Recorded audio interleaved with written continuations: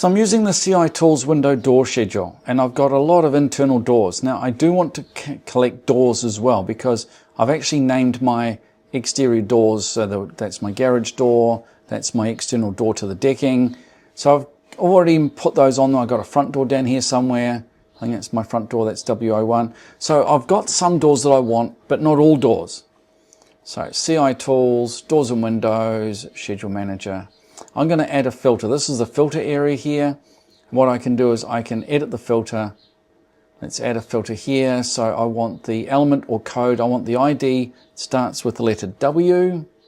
OK. Click OK again. And yes, they should get rid of all the doors I don't want. Magic. There we are. So how do we make sure we take care of that? So when we have a door like this one, let's go to this door here. We'll select it. Command T or Control T, and here under ID and categories, make sure you put a W in. Anything that's got a W to the start will appear in this list. So if I've got an external door down here and I want that to appear, it has to have a W.